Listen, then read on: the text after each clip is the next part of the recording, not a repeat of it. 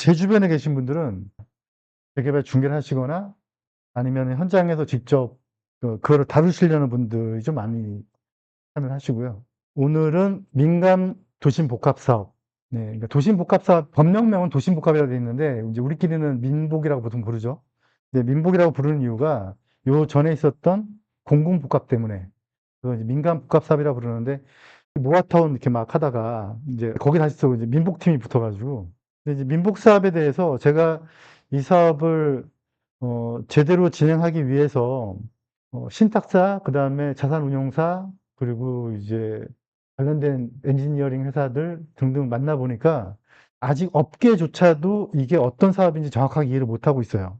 그래서 저도 마찬가지일 수도 있어요. 저도 지금 열심히 공부를 하고 있는 중인데 법령 자체가 2월 7일 날 나왔으니까 그래서 이게 도대체 재개발과 뭐가 다른지에 대해서 좀 꼼꼼하게 볼 건데 오늘 물론 다 볼 수는 없겠지만 그리고 제가 지금 새로운 현장들을 지금 이제 하려고 하는데 제가 새로운 현장들을 시작할 때 작년에 역세권 장기 전세랑 역세권 활성화가 나오면서 그쪽에 제가 포커스를 뒀었는데 막 추진하려고 준비하다가 이제 이게 나오면서 이제 민간 복합을 돌리려고 준비 중인데 서울시 전화해 봤더니 7월쯤에 조례가 나올 것 같아요.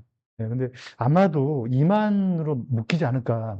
2만 제곱미터로. 네. 왜냐면 이제 여기에서 간선도로변 껴야 되고 500m 안에 있어야 되는데 그 500m 안에 들어가려면은 웬만해서는 2만 넘기 쉽지 않을 것 같아요. 근데 제가 지금 보는 현장이 하나가 있는데 말씀드렸잖아요. 제가 한 80개 현장 뽑아놨다고. 근데 지금 엔지니어링하고 그다음에 정비업체. 참고로 제가 정비업체를 하나 맡아서 운영하게 됐어요. 이제 엔지니어링 회사, 도시 설계 업체들이죠. 같이 진행을 하고 있는데 같이 검토를 하다 보니까 좋은 현장들이 많이 있는데 제가 요즘에 보는 현장이 한 4만 제곱미터가 돼요. 한 4만 3천? 그래서 좀 어떻게 될지, 이게 둘로 나눠야 될지 어떨지를 좀 봐야 될 것 같아요. 그런데 일반인들은 뭐 신통하고 모아타운도 비교를 못하고 구분을 못 하잖아요. 그죠? 일반인들은.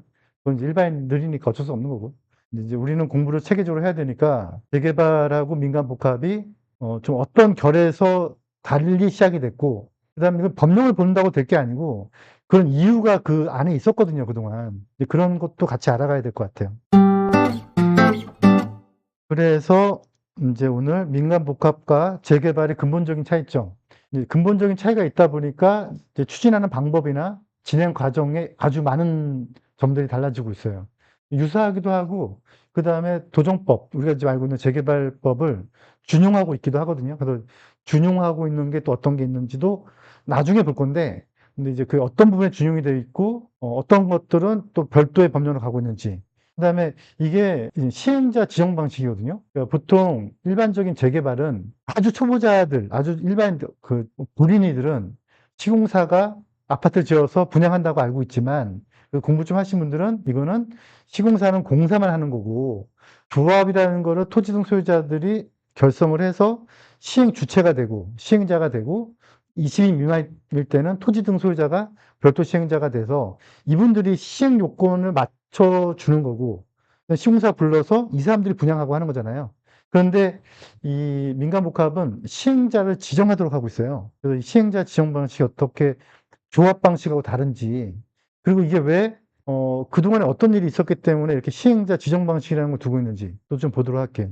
그다음에 지금 재개발은 의결과 사무 구조가 같거든요. 그러니까 내가 어느 지역의 재건축, 재개발, 모아타운, 신통기획, 역세권 재개발, 역세권 활성화 등등의 조합원이라면 그 전에 토지 등 소유자이겠죠.